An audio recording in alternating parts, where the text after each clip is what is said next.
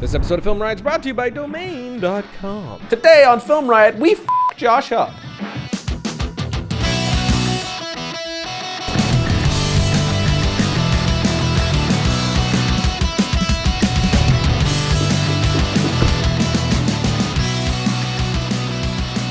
Welcome to Film Riot, the show that takes mystery out of the effects techniques going to some of your favorite Hollywood films. I'm your host, Ryan Conley, and before we jump into today's episode, a little follow-up. Last week, I showed how to time remap your footage in After Effects, but I'm dumb and totally forgot the fact that you can time remap right in Premiere. I've never actually used that function inside of Premiere, so completely slipped my mind until a lot of you pointed that out for me. And it's incredibly easy to use, too. You just select your clip, and then you can do it right here in the effects panel, or even more easily, right on the clip itself. Right-click over the effects button of the clip, and select remapping and speed. Then you control click where you want the speed to change and then again where you want it to stop or change again.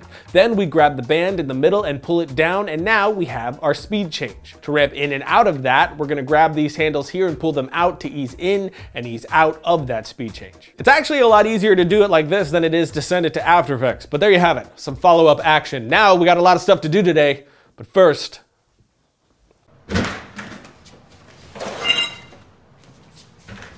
there's something that's been on my mind lately. What's that? What do you think that goes through after in Pac-Man?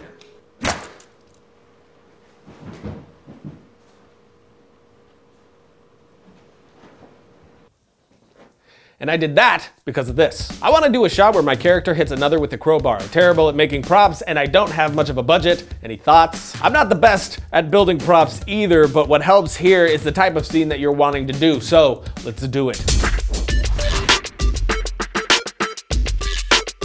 So for this, you're gonna need a can of spray paint that matches your crowbar, a metal wire. A wire hanger would work just fine for that if you straighten it out, and a pool noodle. First thing we're gonna do is cut the pool noodle in half, then from one half, cut a piece that is close in size to our crowbar.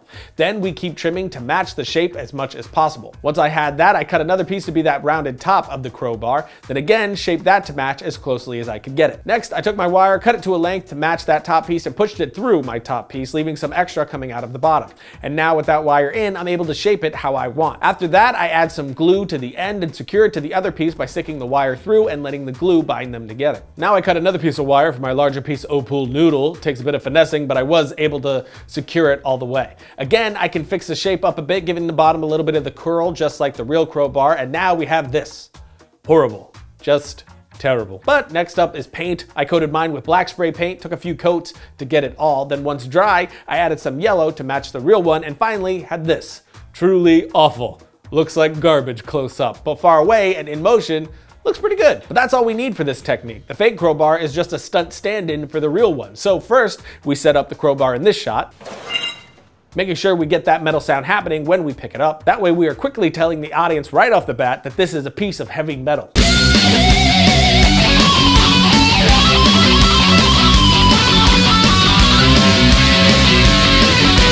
Then we have the shot of me walking up behind Josh, which we have the real crowbar for this one, raising it to a close-up, still the real crowbar, and then the wide where Josh actually gets hit, which is where we finally switch over to the fake one. Now, of course, we were going for a more comedic reaction here. To really sell it 100%, you're gonna want your actor to really react that heavy hit impact. But as you can see, this effect was way less about nailing a perfect prop and more about just getting it close enough to work with how you're planning. And I've done this a ton of times throughout the years. Again, I'm not a prop maker, so for me, if I have to do it myself, it's a combination of getting something as close as I can get it and then using it the right way to make it work. Of course, you need a sound effect too, but once you have everything working together, you have racking your friends' brains with some heavy metal. Now we take a break, then change some light color. If you're a budding filmmaker, entrepreneur, innovator of any kind, you need Domain.com for your next great idea. Domain.com helps you lock in your brand like never before. As you know, the domain extension situation has been growing, and now with over like 200 plus domain extensions to choose from, you can use things like .expert, .nyc, .ninja, .club. Duck Club. It's not Duck Club. All up in Duck Club. I wish it was Duck Club, but it's just .club. That's good too. Plus, if you want to save some money, you can use the coupon code FilmRiot at checkout to get 20% off your domain names, your web hosting, your email action. So, when you think domain names, think Domain.com. Logo. Next up, we answer this lady person. Hey Ryan, is there a simple way to change the color of my light without gels? Meg. Yes.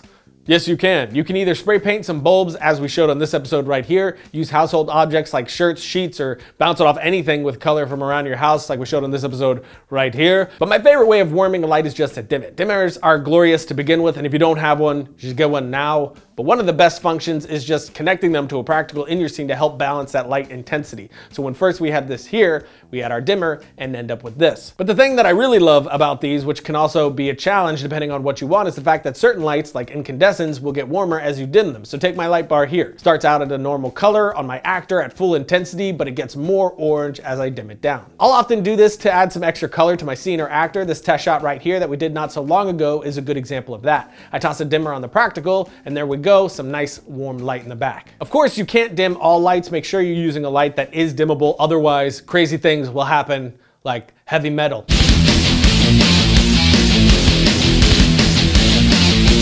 But that's it for today. You can follow me on the Twitter place right here if you have a question or just want to say hi, and I'll see you lovelies next week when I kill a lot of people because of a puppy.